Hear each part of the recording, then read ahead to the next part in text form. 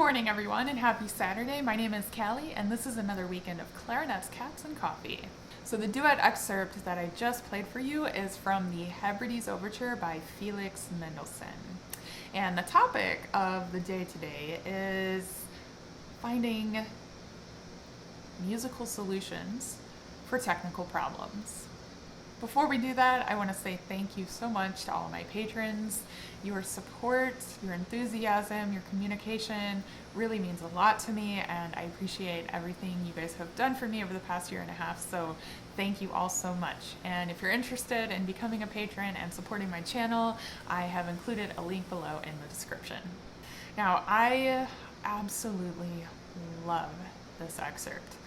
I love playing the first part, I love playing the second part, I love playing the entire thing, every bit of it, and it's just orchestrated so beautifully that when you get to this part of the overture, it's like the clarinet solo gets the ray of sunshine, and I live for music like this. Now, I had the pleasure of performing this recently, actually. I was recently appointed principal clarinet in a regional orchestra around here, and we did have a summer season, and one of the pieces on our most recent concert was this one, and it just fed my soul to be able to perform for other people again and to play in a large ensemble and be among colleagues once again. One of the things that I was trained to do was to try to think of creative musical solutions to technical problems. And this whole excerpt, for both the first clarinet and the second clarinet, is full of potential technical problems. So the first one comes up when you have the rearticulated F sharps in the first clarinet part, and the common issue here is that the rearticulated F sharp will sound kind of grunty or not speak right away, and that's simply because there's not enough air behind the reed whenever we go to rearticulate. So the little trick here is to actually put a slight crescendo through the notes that are getting rearticulated, and by doing so you'll keep your air spinning and whooshing through the rearticulation. Now the next issue comes up in several measures in when this goes up soaring to the high D natural and comes back down. Now a lot of times just getting up to the D is a problem, but that's conveniently written with a crescendo in the part, and okay, we can crescendo, we can use our air to get that transition up to the D to sound smoother, but what a lot of us don't realize is when we're coming down from the high D down to the B, a lot of times that B natural can sound a little grunty because we're coming down from the altissimo break, or it won't speak, and just like with the F sharps, it's simply because there's not enough air supporting the high B. So I actually like to scoot the crescendo over to continue through the B natural. So you come down the hill just slightly, you crescendo up the hill, crescendo a little bit down the hill. So once you're back down from the altissimo break, then you can start to relax and let the diminuendo carry through the rest of the measure. So that's just a little trick to make that transition sound a little bit smoother and a little bit more elegant.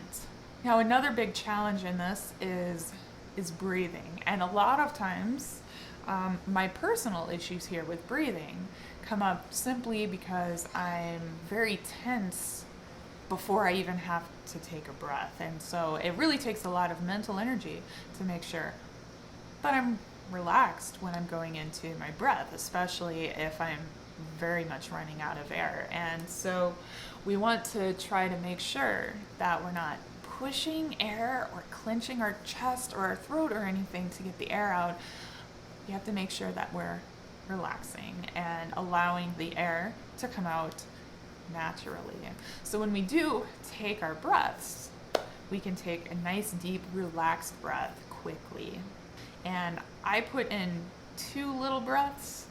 That's simply because I don't want to take the risk of notes not coming out toward the end of the solo. So I take half a breath after the dotted quarter and another half a breath filling up the rest of the way at the next dotted quarter. But in order to make my second breath in this phrase not sound weird, I actually put a little crescendo through the dotted quarter notes, and I make my breath part of the intensity of the phrase. So I don't know what other people do or what they prefer to do, but that works for me because I, again, don't want to run out of air by the end, okay? So I turn my breath into part of the phrase.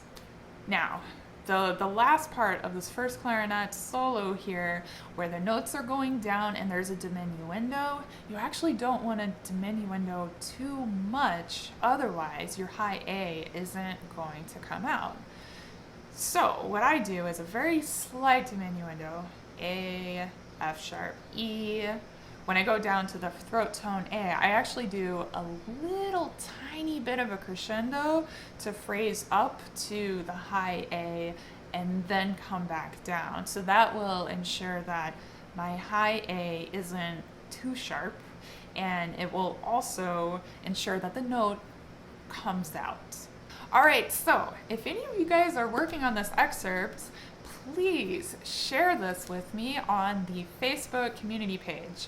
If you guys just want to learn it for fun, it's totally cool with me. If you want to learn this on B-flat clarinet, this is an A clarinet excerpt, but I will not judge you if you play this on B-flat clarinet and you want to post it on the Facebook group. It's a beautiful excerpt, and I would hate for you to keep yourself from learning it just because you don't have an A clarinet, okay? So I'm looking forward to hearing those of you who are working on this post. If any of you are performing this at any point this fall, please leave a comment below. I love this piece so much, and I'm really excited for those of you who will get to perform it in your upcoming concerts as well. Thank you all so much for watching. I hope you have a good weekend, a good rest of your week, and as always, happy practicing.